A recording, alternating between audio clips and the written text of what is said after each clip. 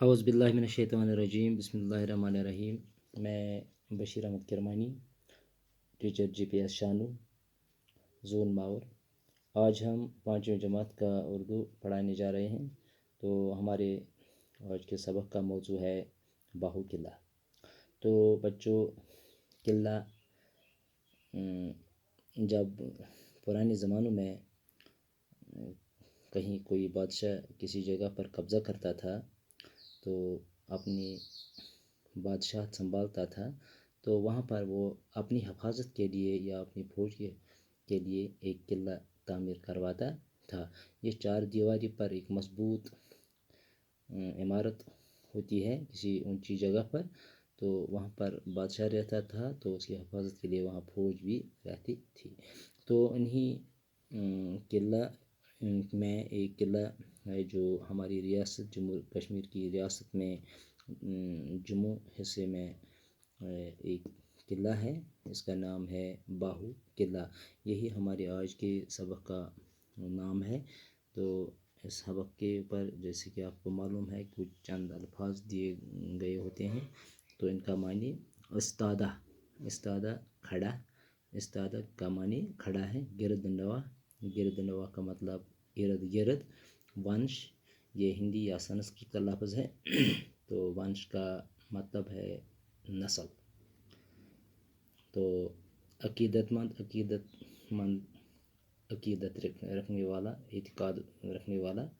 شاندار، شاندار عظیم، شاندار عظیم۔ تو یہ تھے ان لفظوں کا معنی۔ تو ہم اب سبق کو آگے بڑھاتے ہیں بچوں۔ تو باہو قلعہ، باہو قلعہ ڈوگروں کے شاندار ماضی کی ایک زندہ مثال ہے۔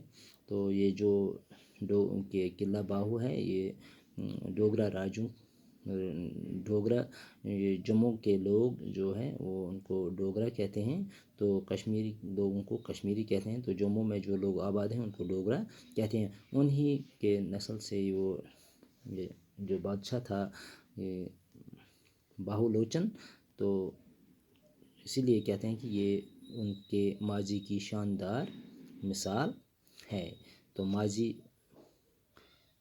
گزرے ہوئے زمانے کو کہتے ہیں، یعنی پچھلے زمانے کی زندہ مثال ہے یہ باہو قلعہ۔ پرانے شہر جموں کے بالمقابل دریائے توی کے مشرقی کنارے کی پہاڑی پر استادہ اس قلعہ کو راجہ باہو لوچن نے تعمیر کیا تھا۔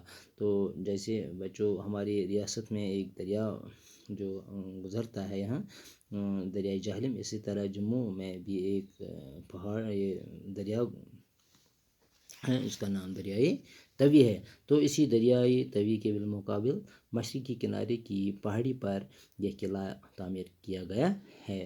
تو یہ جس راجہ نے بنایا ہے اس کا نام تھا باہو لوچن، اسی کے نام پر اس قلعہ کا نام باہو قلعہ رکھا گیا ہے۔ تو کس نے تعمیر کیا یہ کروایا ہے؟ راجہ باہو لوچن، اسی لیے اس قلعے کا نام باہو قلعہ ہے۔ راجہ باہو لوچن کا سلسلہ نسب مہاراجہ رگھو سے جا ملتا ہے۔ تو بچوں اس باہو لوچن کا سلسلہ نسب کہتے ہیں کہ اس کے باپ کا نام، اس کے باپ کا نام، اس کے باپ کا نام، اس کے باپ کا نام، اس کا سلسلہ نسب کہتے ہیں۔ تو بچوں اس کا یہ سلسلہ نسب جو مہاراجہ رگھو سے ملتا ہے، جن کے نام پر رگھو ونشی نسل کی بنیاد پڑی ہے، اسی مہاراجہ رگھو کے نسل پر کس نسل کے رگھو ونشی نسل کی بنیاد پڑی ہے۔ اس خاندان کا نام رامائن، مہابھارت اور پرانوں جیسی قدیم کتابوں میں بھی ملتا ہے۔ تو یہ اس خاندان کا نام ہندوؤں کی جو بڑی بڑی کتابیں ہیں، مقدس کتابیں ہیں، رامائن ہے، مہابھارت ہے، یہ پرانی کتابیں ہیں، تو ان کتابوں میں بھی اس خاندان کا پتہ چلتا ہے، ان میں اس خاندان کا ذکر بھی ان کتابوں میں ملتا ہے۔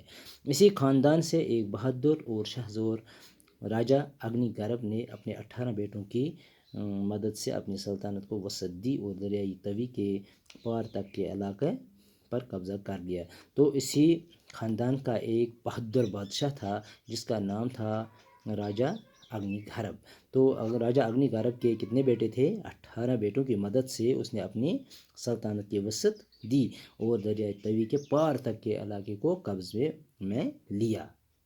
تو بچوں آپ نے یہ اچھی طرح سمجھ لیا ہوگا کہ راجا اگنی گھرب کے کتنے بیٹے تھے؟ 18 بیٹے. تو انہی 18 بیٹوں کی مدد سے اس نے اپنی سلطنت کو وسعت دی. تو بچوں آج کا سبق بس اتنا ہی ہے. کل انشاءاللہ ہم اسے آگے پڑھیں گے. تو تب تک کے لیے خدا حافظ.